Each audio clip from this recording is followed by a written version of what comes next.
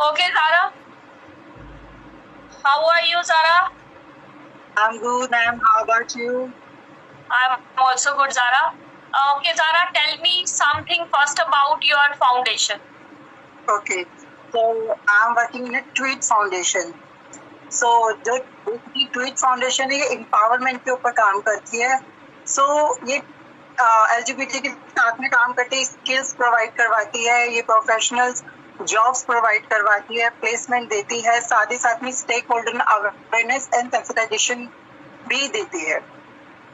Okay, तो ज़ारा क्या क्या परेशानियों का सामना किया अभी तक आपने लाइफ में ना?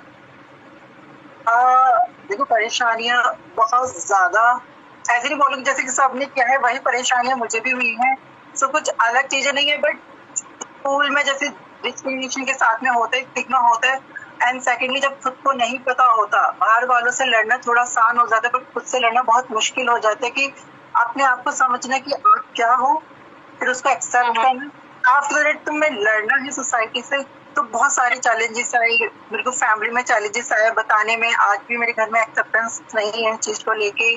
और साथ ही साथ में जब मैंने अपनी प्रोफेशनल लाइफ स्टार्ट की तो एनजीओ से आने से पहले मैं अदर प्लेसेस में भी काम किया, तो वहां पर भी एक्सेप्टेंस बुलिंग बहुत ज्यादा होती है. और बुलिंग ऐसे नहीं कि एक होता है कि बाइनरी लोगों में ऐसी होती है कि हाँ तू तोड़ा के पकड़ ले पकड़. बुलिंग एक टाइप की बहुत प्यार से बुलाते, आओ ना इधर बैठो ना और क्या करे, तो बहुत अजीब सा वल्गर सा लगता है चीजों को. फिर उसके बाद में सोशल सेक्टर में आई हूँ. सोशल सेक्टर के बाद में मैंने RTI में वर्क किया है, जो स्पेसिफिक HIV/AIDS के ऊपर काम करती है, जिसकी टाइपोलॉजी थी MSM, male having sex with male. तो वहां से स्टार्ट करने के बाद फिर मैं आई हूँ हमसफर ट्रस्ट. तो ये इंडिया का सबसे पहला ऐसा ट्रस्ट है जो MSM कम्युनिटी के लिए ओपन हुआ था, और आज ये LGBT कम्युनिटी के साथ साथ फीमेल सेक्स वर्कर के लिए भी काम करता है.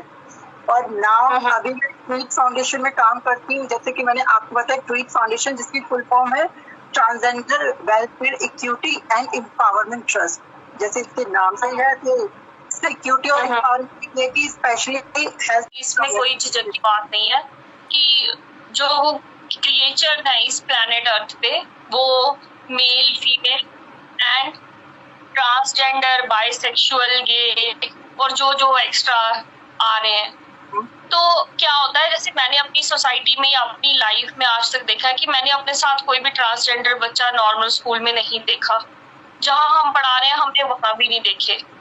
तो क्या है कि सोसाइटी को एक्सेप्ट नहीं करती है, अभी भी नहीं कर रही, चाहे कोर्ट जितने मर्जी लॉ पास कर ले. बट आप नॉर्मली खुद भी आपने ऐसी चीजें फील की होगी, उनके बारे में बताओ कुछ. जैसे कि मैम आपने बताया कि मैंने कोई ट्रांसजेंडर बच्चा नहीं देखा है स्कूल में पढ़ते हुए, तो मैं आपको कहना चाहूंगी जो इंटरसेक्स बच्चा पैदा है, जो बचपन से ट्रांस पैदा होता है, तो बहुत से पेरेंट्स उसको अपनाते नहीं है. वो कहते हैं कि हमारे घर में आपका बच्चा पैदा हुआ है तो आप इसे ले जाइए. सेकेंड थिंग इज कि जब स्कूल में पढ़ाते हो तो बच्चा उस टाइम पे खुद अपने आप को नहीं समझ पाता है. वो अपने आप को सेल्फ आइडेंटिटी, अपने आप को ट्रांस कैसे आइडेंटिफाई करेगा, तो नहीं करेगा. पर आप ऐसे अपने स्कूल में ऐसे बच्चे जरूर देखेंगे जिनका थोड़ा सा फेमिनाइन बिहेवियर होगा, बट वो जरूरी वो ट्रांस ही बनेगा, बट एक अंदर से होता है ना फेमिनाइन बिहेवियर होगा. वो आपको खुद जब आप उसके साथ में बैठोगे, आप देखोगे, तो आपको खुद थोड़ा अंदर से भी महसूस होगा कि हाँ बच्चा कुछ तो है बच्चे में. आपने ऐसे बच्चों को देखा भी होगा कल्चर प्रोग्राम में पार्टिसिपेट करते हुए. फाइन, इनमें टैलेंट की कोई कमी नहीं होती है. और रही बात, देखो जब बच्चा अपने आप को आइडेंटिफाई करता है, जब पहले अपने आप को खुद एक्सेप्ट करता है, उस बात से वो उसकी बुलिंग डिस्क्रिमिनेशन भी स्टार्ट हो जाता है कहीं ना कहीं स्कूलों में. और इसी वजह से क्या है, बच्चा 6, 7, 8 के बाद स्कूल ड्रॉप आउट कर देता है. बहुत कम बच्चे हैं जो 12th करते हैं, बस वो ड्रॉप आउट कर देते हैं कि डिस्क्रिमिनेशन की वजह से. बहुत ज्यादा फेस नहीं आ रहा पूरा ना, फेस बहुत ज्यादा स्टिग्मा होता है, इस वजह से वो ड्रॉप आउट ही कर देते हैं स्कूलों को. थोड़ा सा कैमरा ना ज़रा ऐसे करो कि आप बच्चे ड्रॉप आउट कर देते हैं स्कूलों को. तो इसलिए आपने जो बोला था इतने बच्चे और आपको नहीं देख पाते हैं. अच्छा ज़ारा, मैंने अपने बचपन में देखा है कि अगर ऐसा बच्चा कहीं फैमिली में पैदा हो जाए तो आपकी कम्युनिटी आके उन्हें ले जाती है. तो आपको लगता है एक माँ के लिए तो बच्चा तो सेम है ना, चाहे उसका जेंडर कोई भी है, और बच्चे के लिए भी माँ वैसी ही है. तो ये सही है या गलत है? उनको नॉर्मल लोगों के साथ जैसे हम बाकी बच्चे रहते हैं ऐसे ही रहना चाहिए ना? ओके, तो मैम इस बात के लिए भी क्लियर करना चाहूंगी, देखो ये एक मिथ है, ये मिथ है। अगर आपका देखा जाएगा गवर्नमेंट के लॉ के हिसाब से देखा जाए, बच्चा कोई भी पैदा हो, अगर पेरेंट्स एग्री नहीं है तो कोई भी उनका बच्चा नहीं ले जा सकता है, कोई भी का मतलब कोई मिनिस्टर भी नहीं ले सकता, इसके लिए बहुत सख्त बने हुए हैं। और जैसा आपने बोला कि बच्चा ट्रांस पैदा होता है तो लेके चले जाते हैं, तो वो मिथ है, वो इसलिए क्योंकि देखो आप भी जानते हो कि सोसाइटी की मेंटेलिटी क्या है। जब बच्चा पैदा होता है तो खुद पेरेंट्स भी बहुत से नहीं चाहते कि हम इसके बड़ा करेंगे उतना उन्हें लगता है कि जिल्लत सहनी पड़ेगी, सोसाइटी प्रेशर आएगा, समझ रहे हो। तो वो खुद आगे होके कहते हैं कि सुनिए हमारे घर आपका बच्चा पैदा हुआ है तो आप प्लीज इसे आप इनकी टेक केयर कर सकते हैं। तो ये होगा इस मिथ को बनाकर बहुत ज्यादा यू नो एक कान से दूसरी कान बातें जाते जाते थोड़ी ट्रांसलेशन में ही चेंज आ जाता है, फाइन। अब इसको ये बना दी कि उठा के लेके चले जाते हैं, ये टोटली मिथ है, ऐसा कुछ भी नहीं। पर लेके जाते हैं ज़ारा, हमने खुद देखा है, जबरदस्ती लेके जाते हैं। हाँ जबरदस्ती लेके जाते हैं। तो कोई केस वगैरह हुआ है?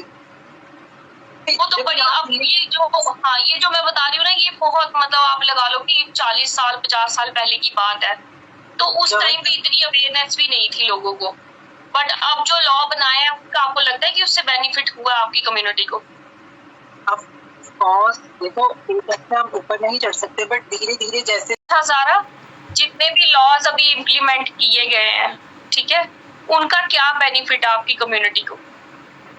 ओके, तो मैं स्टार्टिंग से बताऊं कि लोग कहाँ से स्टार्ट हुए, कहाँ से डिस्क्रिमिनेशन स्टार्ट हुआ। ओके, सो मैम हम अगर अपने पुरानी चीजों को देखते हैं कि देखो पहले हमें बहुत रिस्पेक्ट थी। अगर आप देखा जाए माइथोलॉजी के हिसाब से शिखंडी देख लो, फाइन, आप रामायण में किन्नरों का जिक्र हुआ है, और कहीं ना कहीं अगर मुगल एरा भी देखोगे तो मुगल एरा में भी उनको सम्मान दिया गया था, उनकी जॉब थी, बाकायदा हरम में भी काम करती थी रानियों के साथ में, और बहुत ज्यादा कूटनीति में भी उनका बहुत ज्यादा योगदान होता था।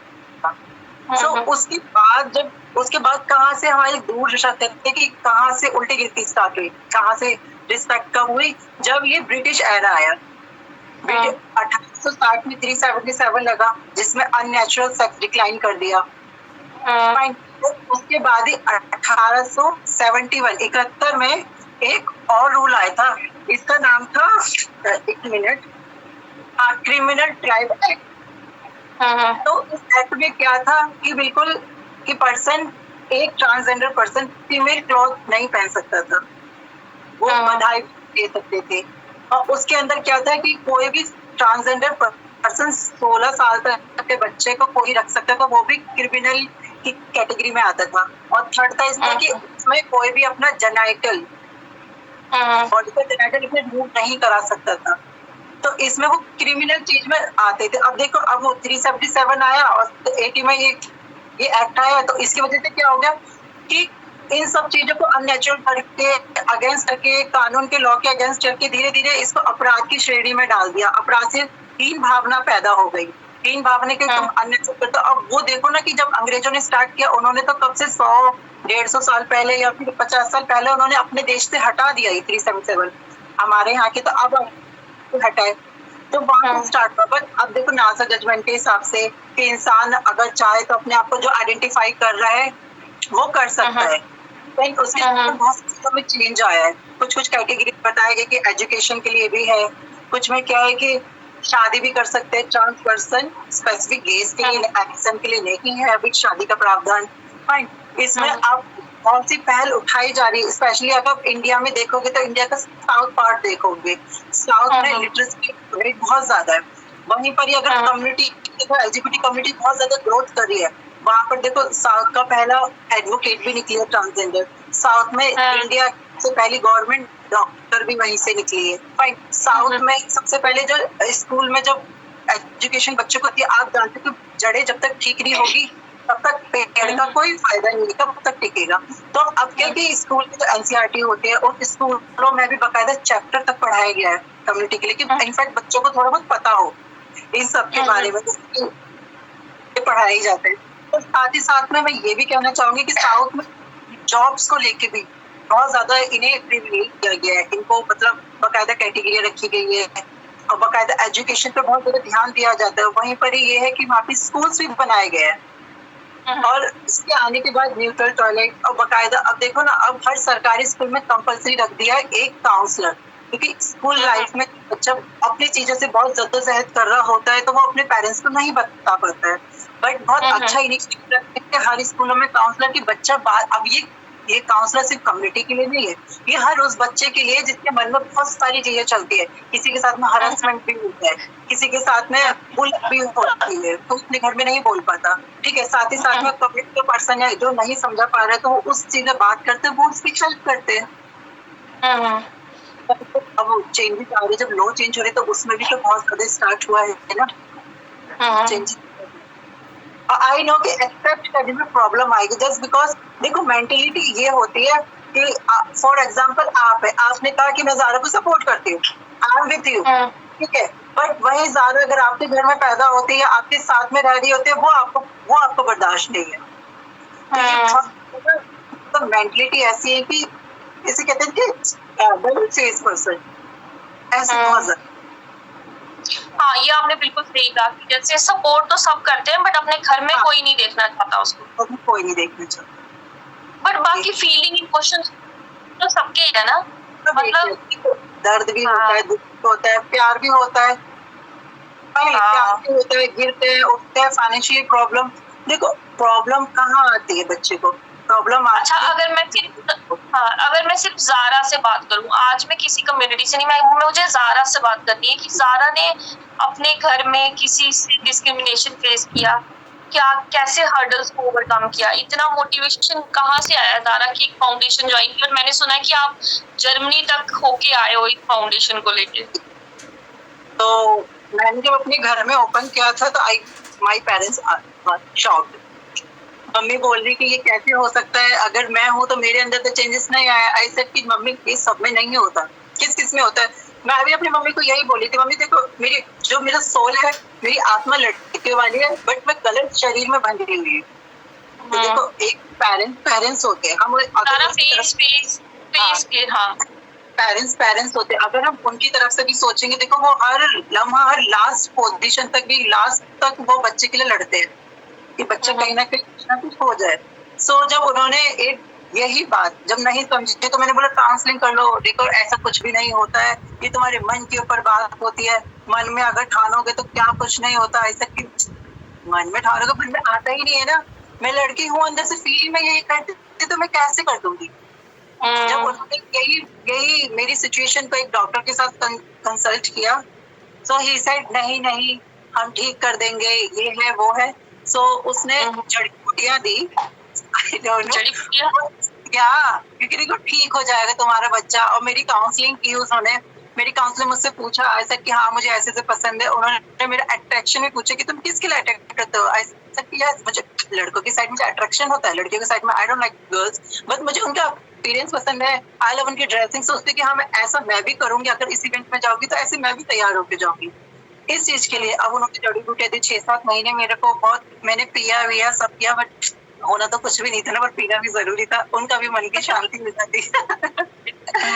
तो उसके बाद मेरे घर वालों ने जब मुझे फोर्सफुली जब स्टार्ट हुई, तो मेरी पहली जो जॉब थी वो मुझे न्यूज़पेपर से स्टार्ट करवाई कि न्यूज़पेपर पर गिरना, क्योंकि उनका मानना ये था कि जब मैं अगर साइकिलिंग करूंगी तो मेरी बॉडी खुलेगी, तो बॉडी खुलेगी तो फिर बॉडी में आराम से चेंजेस आएंगे, बट ऐसा था ही नहीं। उसके बाद मैंने मार्केटिंग की जॉब की, फिर सोशल वर्क में मैं लगभग चांस आई हूँ, मेरा कोई ऐसा इरादा नहीं था, बट मैं हाँ, पर जब मैं यहाँ पर आई, जब मैंने ऐसा एटमॉस्फेयर देखा कि नहीं यार ये तो बहुत अच्छी जगह है, इनफैक्ट मैं ग्रो भी कर सकती हूँ, मेरा स्कोप भी है। तो दीपशिखा समिति में जो MSM के लिए काम करती थी, तो वहीं से स्टार्ट किया HIV एड्स के ऊपर, वहाँ कम्युनिटी से मिली, उनको भी मोटिवेट करती थी, गाइड करती थी सेफ सेक्स के लिए स्पेशली। अच्छा, आपने HIV की बात की ज़ारा, तो जो सेक्सुअली ट्रांसमिटेड डिजीज है वो आपको पता है कि आपकी जो कम्युनिटी है उससे और सेक्स वर्कर से ज्यादा जो है वो ट्रांसमिट होती है, तो आपकी नहीं गलत है? थोड़ी सी गलत धारणा है कि हमारी कम्युनिटी से सेक्स वर्कर, देखो जो HIV फैलता है, ठीक है, वो आपको पता है 4 कारणों से फैलता है, 5वां कोई दुनिया में है ही नहीं। ठीक है। अगर आप विदाउट कॉन्डम करते हैं तो उससे बहुत खतरा है, और ये कोई हमारी कम्युनिटी नहीं है, ये होता है जिसके मल्टीपल पार्टनर्स होते हैं। अब हमारी कम्युनिटी में भी सबके मल्टीपल नहीं होते, बट कुछ है ऐसे फीमेल सेक्स वर्कर की, बट देखो वो रिस्क में इसलिए होते हैं कि उनके मल्टीपल पार्टनर्स होते हैं। बट अब एक चीज देखी जाए ना, अगर फीमेल सेक्स करती है तो उसके पास क्लाइंट कौन आता है? कम्युनिटी का तो नहीं आता, आता तो सोसाइटी का ही है ना। अब ये सोचे अगर वो उस फीमेल सेक्स वर्कर के पास जाता होगा तो वो पैसे देके औरों के पास भी जाता होगा, तो वो भी तो कहीं ना कहीं स्प्रेड कर रहा है ना इस डिजीज को। तो इसमें स्पेसिफिक कम्युनिटी नहीं है, इसमें हर कोई इन्वॉल्व है जो without condom, without any with proportion use करता है। मतलब हम आप इसको किसी कम्युनिटी को इसके लिए नहीं जिम्मेवार ठहरा सकते। It depends upon persons behaviour, है ना? हाँ, चाहे वो आपकी कम्युनिटी का है, चाहे वो नॉर्मल ह्यूमन बीइंग। हाँ जी, हाँ जी। Okay.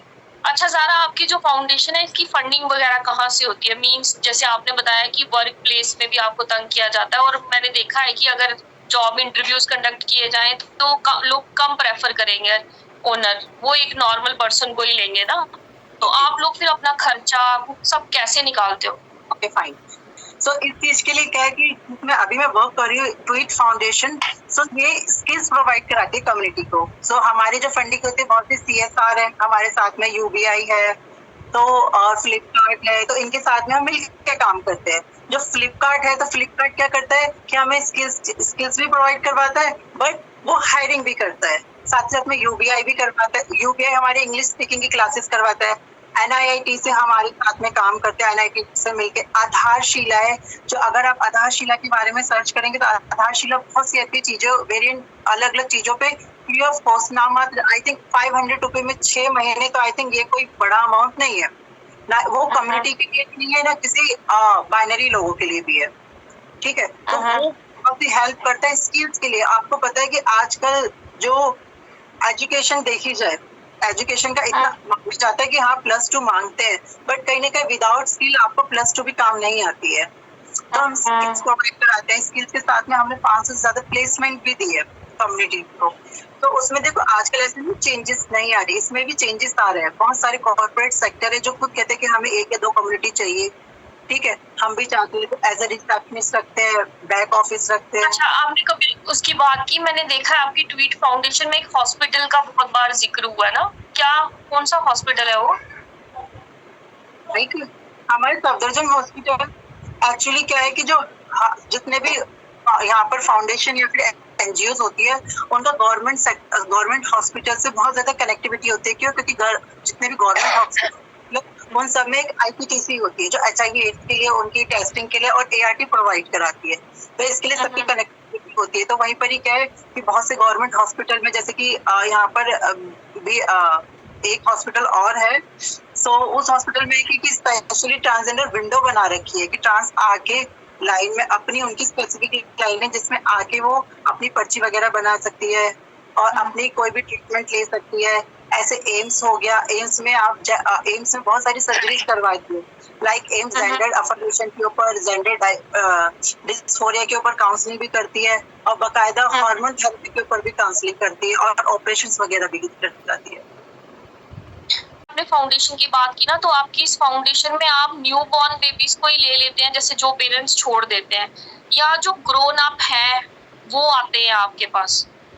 Okay, first of thing ma'am, हम ग्रोन बेबी को नहीं लेते, उनके भी अलग से होते हैं ऑर्गेनाइजेशन कुछ होती है, जैसे नास फाउंडेशन है, सो वो ग्रोन बेबी को भी लेते, बॉर्न बेबी को भी एक्सेप्ट करते, वो बाकायदा उनका रहना खाना सब कुछ वो करते हैं। सो बाकायदा PL/HIV बच्चों को भी वो टेक केयर करते हैं।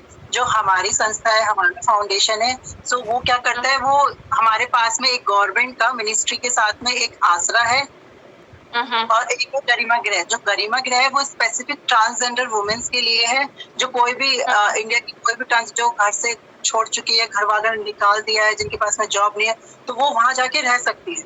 और जो यहाँ पर हमारे दिल्ली में आसरा है, तो आसरा की जो फंडिंग होती है वो प्राइवेट फंडिंग होती है, इन द सेंस की CSR के थ्रू चलती है। सो उसमें आसरा में स्पेसिफिक ट्रांस मैन रहते हैं, और जो आसरा ट्रांस मैन एक्चुअली क्या इंडिया में ट्रांसजेंडर की विजिबिलिटी ज्यादा है, बट ट्रांस मैन की विजिबिलिटी बहुत कम है देखी जाए तो। हाँ, और ये अपने आप में पूरी इंडिया का ही पहला ऐसा शेल्टर होम है जो ट्रांस मैन के लिए ओपन है, जिसमें ये ओके। रहना, और इसमें 18 साल से बड़ा ही बच्चा रखा जाता है, क्योंकि 18 साल से छोटा बच्चा trans man only. Only for a trans man, और मुंबई में वो है वो ओनली फॉर ट्रांस वुमेन के लिए। अच्छा, तो हाँ अभी तक जी। ये कौन कौन सी स्टेट में स्टैब्लिश्ड है आपका ट्वीट फाउंडेशन? ओके, 2 में है, इसका हेड ऑफिस दिल्ली में है और मुंबई में एस्टैब्लिश है। ओके, तो जो बाकी स्टेट्स हैं जैसे, फिर वहाँ कैसे आप उनके साथ कैसे कनेक्ट करते हैं? तो जो हमारा है वो पैन इंडिया लेवल पे काम करता है। सो हम कनेक्टिविटी कॉल के थ्रू होती है, हमारा खुद का कॉलिंग नंबर है। सो उस पे भी क्राइसिस लिस्ट भी आते हैं जिसे हम करते हैं। और जैसे कि मैं लास्ट ऑर्गेनाइजेशन में वर्क करती थी द हमसफर ट्रस्ट में, तो वो भी पैन इंडिया पे काम करता था, उसका भी दिल्ली और मुंबई में ही ऑफिस था। बट उनके छोटे छोटे एक एक दो हर स्टेट में उनकी स्टाफ रहता है जो काउंसलिंग करता है, स्पेशली जो हेल्थ के ऊपर काम करता है। तो उस टाइम में रिसर्च में थी, तो जो रिसर्च प्रोजेक्ट्स थे तो वो मैं दिल्ली में ही देखती। अच्छा, और ज़ारा, कैसे कैसे क्या क्या कोर्सेज आप प्रोवाइड करते हो उनको? ओके, तो हम स्किल्स में हम कंप्यूटर का करते हैं, और हमारा साथ ही साथ में इंग्लिश के कोर्सेज भी होते हैं, हमारा सिलाई का भी होता है कोर्सेज, ब्यूटिशियन का भी होता है। तो हमारे बहुत सारे जो छोटे ड्यूरेशन वाले में 6 मंथ 1 साल की जो डिप्लोमा कोर्स होते हैं हम वो भी कराते हैं। बाकायदा जितना हो सके हम प्लेसमेंट के लिए भी हेल्प करते हैं। अच्छा, ताकि वो अपने पाँव पे खड़े हो सके और अर्न कर सकें। वन मोर थिंग मैं ऐड ऑन करना चाहूंगी, हम बाकायदा एजुकेशन के लिए भी हेल्प करते हैं। अगर कोई फाइनेंशियली स्टेबल नहीं है और आगे एजुकेशन का आगे कंप्लीट करना चाहते हैं, 10th के बाद +2 कुछ भी करना चाहते हैं, तो उसके लिए भी हम हेल्प करते हैं। उसमें हम पैसा देते हैं, बट हम वापस नहीं लेते, बट बस हेल्प करते हैं कम्युनिटी का कोई पर्सन अपनी स्टडी को आगे कंटिन्यू करे। एंड साथ ही साथ में हम ट्रांस मैन और ट्रांस वुमेन को बिजनेस के लिए भी पैसा देते हैं।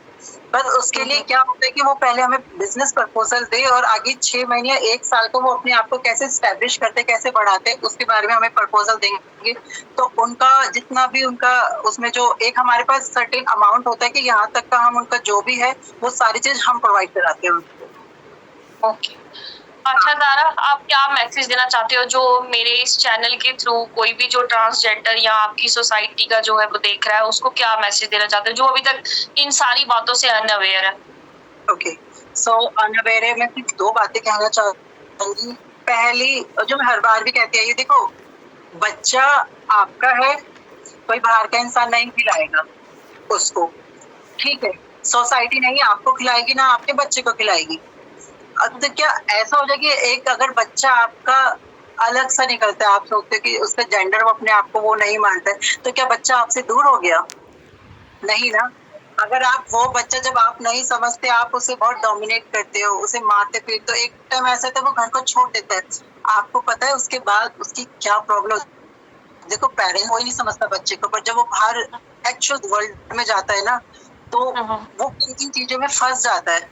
आने वाला जो, अगर मैं जनरेशन की कहना चाहूंगी, बहुत सी जनरेशन ऐसी है जो बाहर से भाग आती है, बट वो क्या करते हैं, उसको ना उसके पास में रहने के लिए कोई जगह है, ना उसके पास में कोई फाइनेंशियली स्टेबिलिटी है, ना उसके पास में जॉब है। तो उसको छत नहीं है, तो जॉब नहीं है, पैसा नहीं, तो वो क्या करेगा? तो बच्चा मजबूरन सेक्स वर्क में चला जाता है। वो रेड लाइट मार, उसे रहने के लिए जगह नहीं होती, तो वो दर बदर भटकता भी है। और वो कुछ ऐसे भी, देखो, हर सिक्के के 2 पहलू होते हैं। बहुत से ऐसे ट्रांसजेंडर लेंगे जो अपने बच्चों की तरह रखते हैं, बट बहुत से ऐसे रखते हैं कि वो कहते हैं कि नहीं, तो हमारे लिए आया है, मैं तुझे खिला रही, तो ये काम कर, और उसका में से भी निकाल के मुझे दे। हर सिक्के के 2 पहलू। तो प्लीज अपने बच्चों को समझिए, और इससे देखिए, अगर आप बच्चे को समझते हैं ना, तो ऑटोमेटिकली देखो उसकी जिंदगी का 80% प्रॉब्लम्स खत्म हो जाती है। मुझे एजुकेशन अच्छी होती है, जॉब होती है, रेपुटेशन होती है। और आपको पता है कि अगर आप अपने बच्चे को स्वीकार करते हैं ना, तो देखो 1 या 2 या 3 साल बाद ना समाज भी ऑटोमेटिक स्वीकार करते कि फलाने का बेटा है, फलाने की बेटी है। वो भूल जाता है, समाज जब तक रहेगा जब तक तुम आंखों के आगे रहोगे, कुछ टाइम बाद वो ऑटोमेटिकली बातें भूल जाता है। तो ये कहूंगी, और कम्युनिटी के लिए मैं ये कहूंगी, प्लीज देखो, आपकी बॉडी है, आज नहीं तो कल आप इसके ऊपर काम कर सकते हो, बट प्लीज फाइनेंशियली स्टेबल होना बहुत ज्यादा जरूरी है। इसलिए अपनी एजुकेशन को जितना हो सके उतना करो, जितना हो सके अपनी स्किल्स को करो। अगर आपके में स्किल्स है, आपको जॉब देने से कोई मना नहीं करेगा। आज का चेंज आया है सोसाइटी में, और भी आएगा। बस तुम हिम्मत मत हारना, डटे रहना, और अपने सपनों को अच्छे से जीना शेयर करते हुए। हाँ, और ये भी एक मैं कहना चाहती हूँ ज़ारा आपके थ्रू कि किसी की लाइफ उसके सेक्स पार्ट्स पे डिपेंड नहीं करती। नहीं करती, बिल्कुल नहीं करती है। अगर आप फीमेल का भी देखने जाए तो कैसे आप कह सकते हैं, कहते हैं कि उसका फॉर एग्जाम्पल ही कहूंगी कि उसका रेप हो गया, ये हो गया, तो आप बताओ ना, रेप हुआ, उसकी इज्जत चली गई, इज्जत कहाँ, किसने रखी उसकी इज्जत? ये है ना कहने की बात है। तो बस ये मिथ होती है, इसको मत समझो, इसको बस जितना हो सके थोड़ा अपने दिमाग से निकालो, बस अपने आप को खुश होकर जियो। जिंदगी एक बार मिलती है और आप भगवान नहीं हो कि आप सारे लोगों को खुश रख सकते हो। बस अपने पेरेंट्स को खुश रखो, अगर हो जाते हैं तो खुद को खुश रखोगे तो पूरी दुनिया खुश रहेगी बस। और लाइफ को ओपनली फ्रीडम से और आराम से जियो। आराम से जियो, चेंजेस आ चुका है, अब जमाना इक्वालिटी का हो चुका है। Yes, okay Zara, thank you so much, और बड़ा अच्छा लगा मुझे आपसे बात करके। I wish you all the best for your brighter future. Thank you so much. Thank you so much. Thank you. Okay.